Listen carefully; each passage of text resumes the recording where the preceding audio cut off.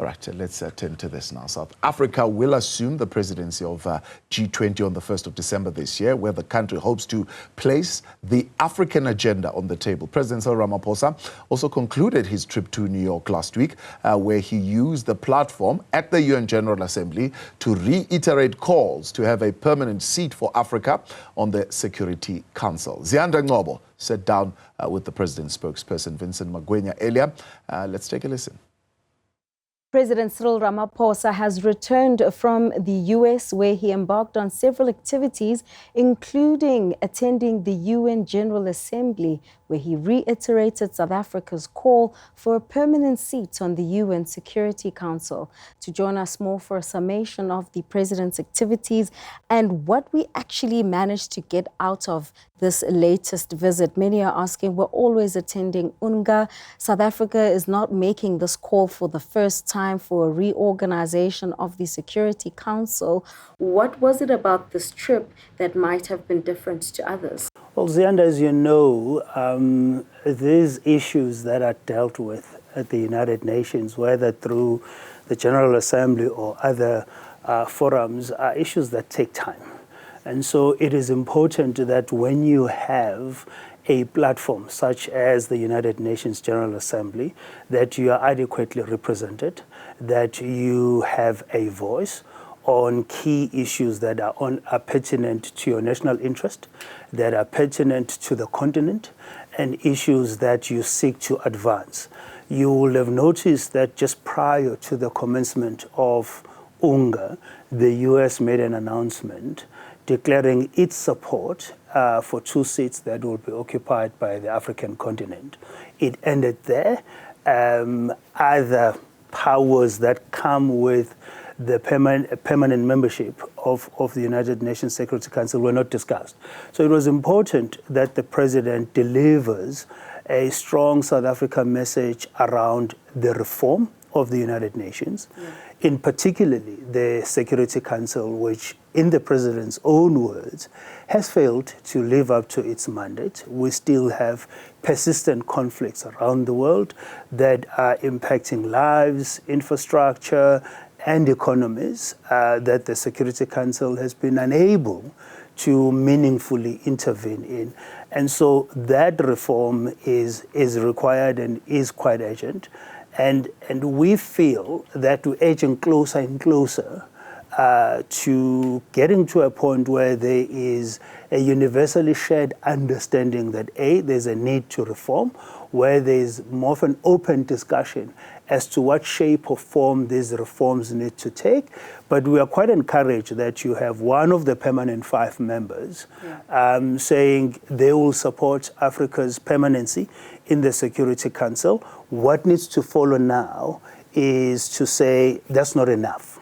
We need to now get to the details of what that membership will involve. But more broadly, what do we mean when we say we are seeking to reform the United Nations, in particular the Security Council? And speaking of, the conflicts that are still taking place, one of them is, the war between Russia and Ukraine. And South Africa has led that African peace mission. And so the other question is there an assumption, for instance, if we do get those 2 seats on the UN Security Council, that the African continent would be united on what stance to take? Because even, there's a school of thought that says even on the African continent, there may be differing views, on the basis of the histories of certain countries and also various interests, that they may have. So where do we stand in terms of that African peace mission, but also related to what South Africa, as it continues to make this call, what it envisages those 2 seats to be used for, and uniting the continent around, having one voice? So, Ziyanda, you've asked me a question that covers 2 issues. Yes. So let me start with what you refer to as Africa's unity in respect to how will we have the continent represented in the Security Council. It's still early days in terms of more substantive discussions as to what shape or form the continent's participation will be, but I will refer you to what we managed to achieve with the G20. We led the advocacy for Africa's representation in the G20. We succeeded last year under the guidance and leadership of the Indian government to have Africa adopted or included rather as a permanent member of the G20 through the African Union. So we already have a point of reference in terms of seeking the continent's participation and being able to then formulate that participation in a manner that is representative of the entire continent. The President is quite confident that we'll be able to do the same with respect to the United Nations Security Council. What we need to do is to now give time for further discussions at various levels of leadership in the continent to then formulate how best do we have the continent meaningfully represented and being able to participate without any restrictions in the United Security Council. On the Ukraine and Russia, indeed, if you want another example where the Security Council has failed to meaningfully intervene in a conflict, this is such conflict where for the longest time we said as South Africa, we need an intervention that is led by the Secretary General of the United Nations that will bring the parties together, that will deal with the number of issues that have given rise to that conflict, issues that are points of grievances from both sides, and that did not happen. African leaders, including President Ramaphosa, then took up the initiative to engage both sides. What resulted out of that initial engagement has been a series of peace summits that have been organized by Ukraine, in which, again, we objected as we were participating at a national security advisor level. We objected with respect to the absence of Russia. And in the last meeting that the President held with President Zelensky on the margins of UNGA, there was an agreement that at the next summit, Russia will participate, and President Zelensky accepts the need to have Russia on the table participating, because ultimately it's those two parties that will resolve this conflict. The rest of us can provide support, can enable, can reference our own experiences in resolving intractable conflicts. But ultimately, you need these two parties to sit around the table and find a peaceful resolution to this conflict. President Ramaphosa believes that all wars ultimately end through negotiations. And as much as both sides believe that they will be victorious, the President sees this conflict in particular ending through negotiations. And of course, South Africa has taken up the mantle when it comes to, Israel's war against Hamas and Palestinians in particular. But let's talk about South Africa's assuming the presidency of G20 effective from the 1st of December this year.